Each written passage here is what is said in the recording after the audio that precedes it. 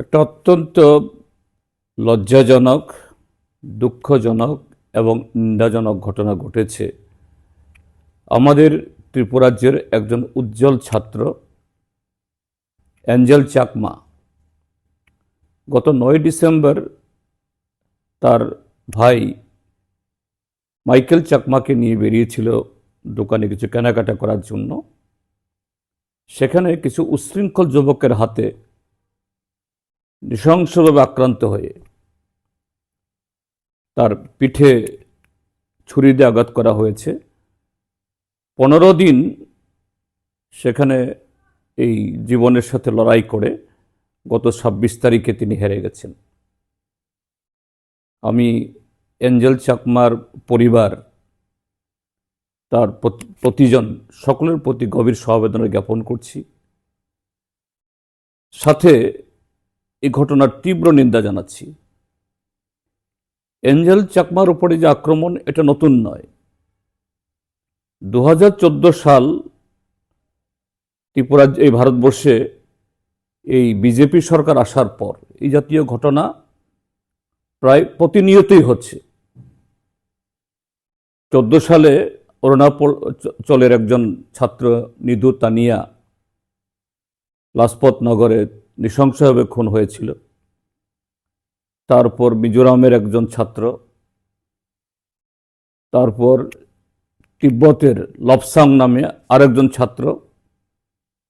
এটা এই উত্তর ভারতে অ্যাঞ্জেল চাকমার ঘটনা হয়েছে দেরাদুনে।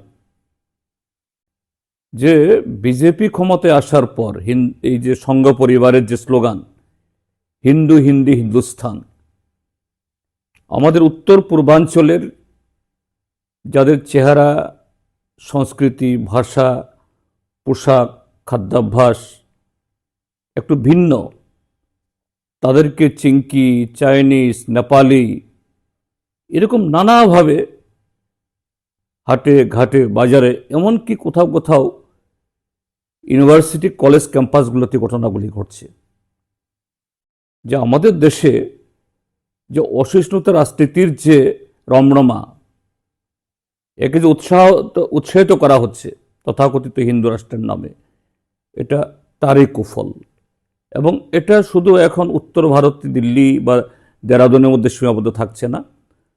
অতি সম্প্রতি আমাদের উত্তর পূর্বাঞ্চলে আসামের কার্বি আংলংয়ে, সেখানেও এরকম যে দুইটা সম্প্রদায়ের মধ্যে এই অহিত ঘটনা ঘটেছে, সেখানেও একটা পক্ষ থেকে যাদের মুখে স্লোগান জয় শ্রীরাম, সেখানে তারা স্লোগান তুলেছে যে চাইনিজ কার্বি নিপাত যাক, চাইনিজ কার্বি তোমরা দেশ ত্যাগ করো। এর বিরুদ্ধে সমস্ত সুবুদ্ধি সম্পন্ন মানুষকে আহ্বান জানাচ্ছি আওয়াজ তোলার জন্য।